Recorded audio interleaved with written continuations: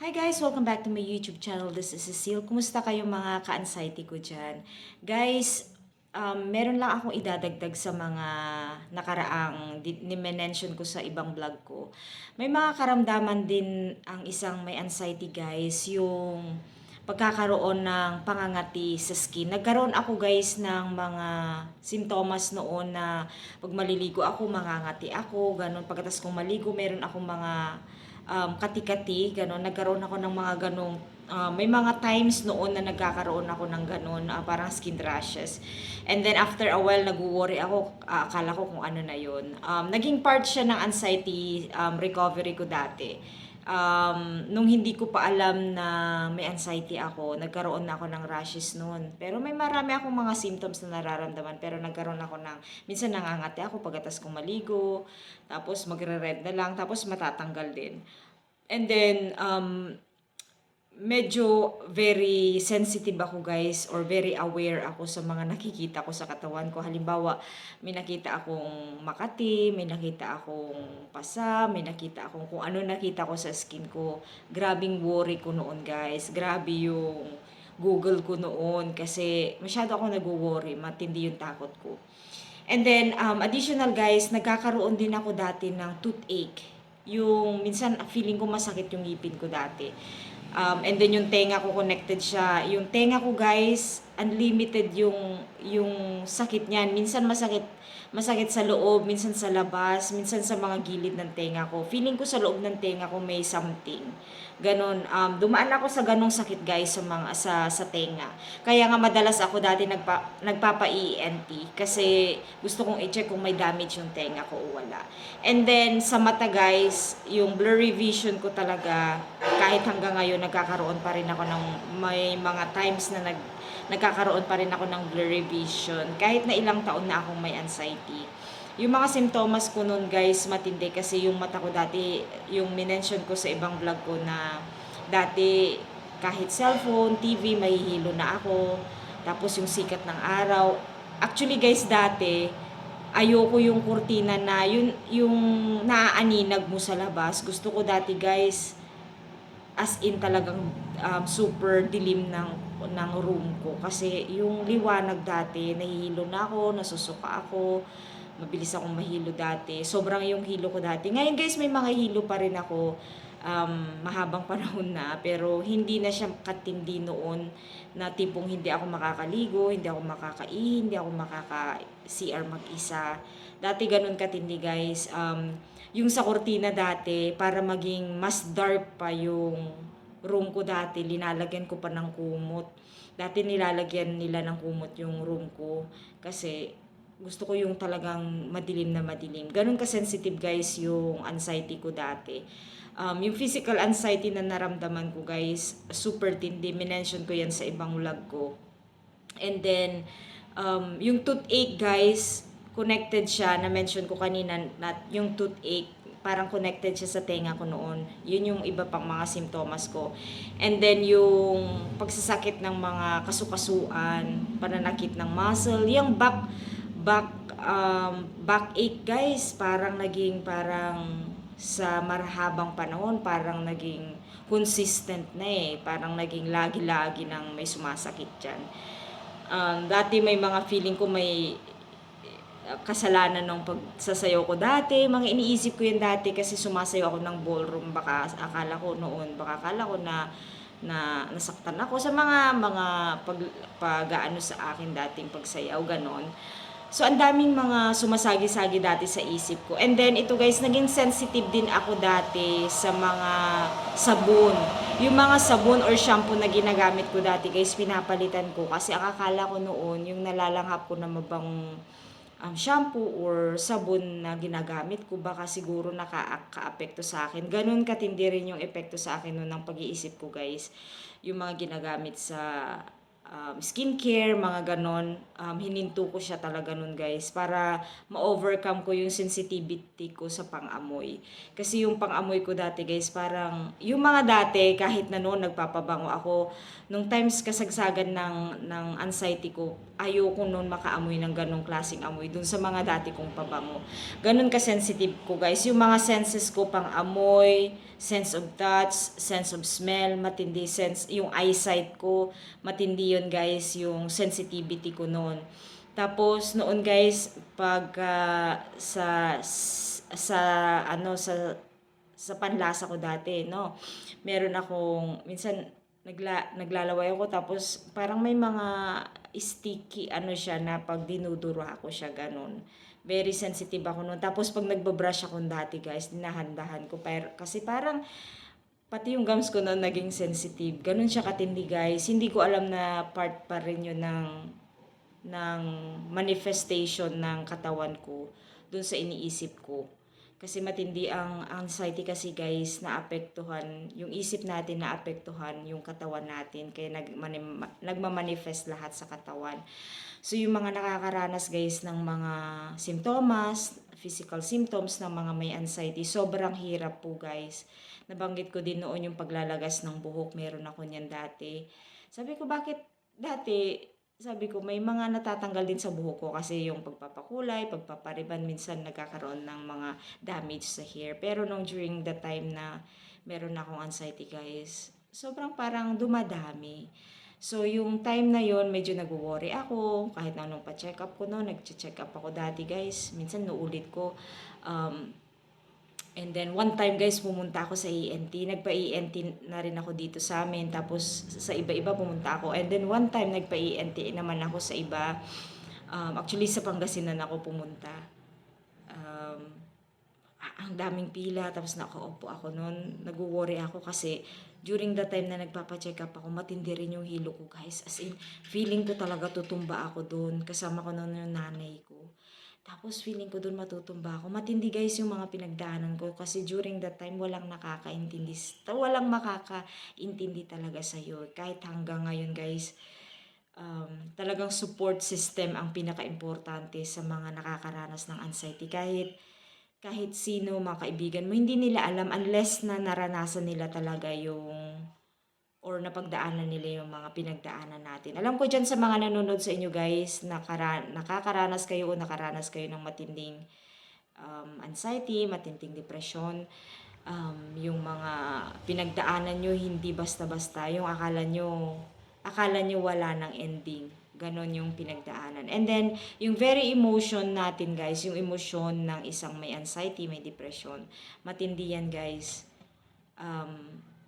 May mga times na sobrang extreme yung kalungkutan. Sobrang lungkot. Na tipong walang makakaintindi sa'yo. Yung tipong nalulungkot ka kasi naghanap ka ng taong talagang yung dadamay sa'yo ng 100%.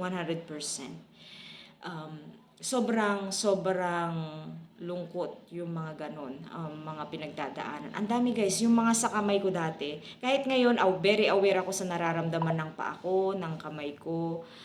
Today actually guys, medyo parang nanghina yung legs ko tsaka yung kamay ko. So talagang hiniga ako ulit. May mga times pa rin akong ganun. So alam ko na pag nagpahinga ako, okay na naman ako. Pero during the time guys, ng kasagsagan ko guys, as in talagang hindi na ako, ayoko nang tumayo noon, ayoko lumabas. Very ako guys, takot na takot talaga ako, promise. Ngayon guys, lumalabas ako pag medyo hindi okay, hinihiga ako muna ganon. Pero guys, noon, believe me, noon dati, hindi ako makalabas, takot ako. Promise kasi kahit ngayon guys, pag pinagpapawisan ako, halimbawa no, lalo na pag nandito ako sa bahay, or nasa labas ako, pag pinagpapawisan ako, medyo naa-alarm ako. Parang natatakot ako, parang feeling ko maatake ako. Ganon yung pakiramdam ko pag minsan pa din. Pero noon takot talaga ako ni magpawis, ni kahit na ano, takot talaga ako dati. May mga times guys na yung pagtulog ko, kahit hanggang ngayon, meron pa rin akong nananaginip pa rin ako. Medyo takot ako ganun. Pero dati guys, once na nanaginip ako, agad-agad guys, dapat may kasama ako, yung paa ko, magpapawis na parang giginawin yung paa ko. Or sa akin guys, itong pinaka-weird, yung parang lalagnatin ako or may lagnat ako ganun. Kaya meron akong, nag-check ako ng temperature dati every day guys. Sa mga may anxiety guys, yung pinagdaanan ko talaga. Feeling ko dati, may lagnat ako. Sabi ko, kasi nagkaroon ako ng anxiety before pa lang pandemic eh. So during pandemic may mga anxiety attack ako. That time check ako ng check kasi alam niyo naman nung pandemic din ang daming mga nangyayari, 'di ba?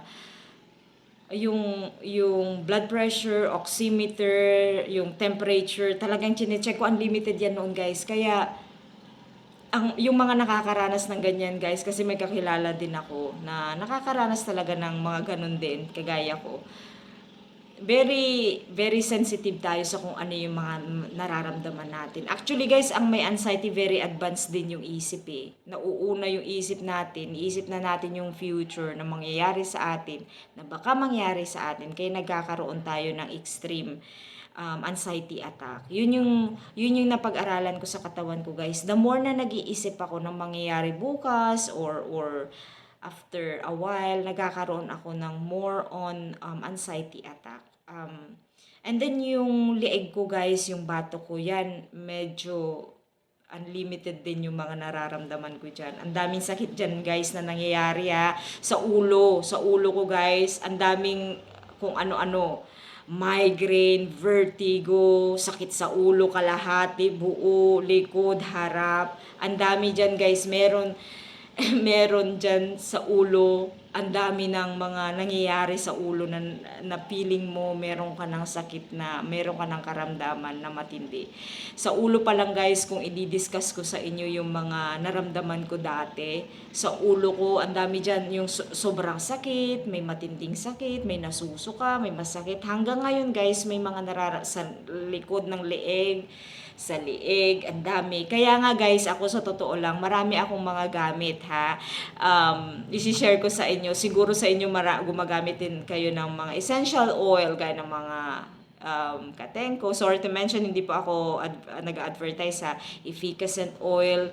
Gumagamit po ako niya. Nakakatulong sa akin guys para ma-relax yung isip ko. Kasi yung mga essential oil na ginagamit ko, mga mint oil, napakalaking tulong niyan sa akin during time, yung mga times ng anxiety attack ko. Kasi yung naaamoy kasi natin guys ng mga essential oil, nakaka-relax siya eh. Kaya sa akin guys, kahit medyo sensitive ako nun sa mga pabango, which is noon talagang matindi ako magpabango, no? Pero nung times na nagkaroon na ako ng anxiety, sensitive ako. Pero ngayon guys, medyo na-overcome ko na yun. Naggumagamit na rin ako ng pabango, mga body spray. Pero sa akin guys, nung time na kasagsagan ng anxiety ko, ang kakampi ko lang talaga yung mga essential oil. Nakakatulong yan sa akin, minamasahay ko. May mga pang-massage din sa ulo, may mga pang-massage sa lahat guys. Ginamit ko, bumibili ako just to make it sure na ma-relieve yung anxiety ko, which is nakakatulong po siya. Pero ang the best way kasi ng recovery ng anxiety is yung ating mental at yung ating emotion. Kailangan guys, yung pag may anxiety and depression ka kasi, meron ka, kailangan mo ng, pag severe na talaga, kailangan mo ng, psychiatrist. Pero, kailangan mo, ang pinaka dyan, yung sarili mo talaga, sarili mo, at saka yung pananampalataya mo. Actually guys, ako, yung time na sobra talaga, yung sa akin, naging matatag ako kasi yung pananampalataya ko sa Diyos, lumaki pa na yung tuloy ko.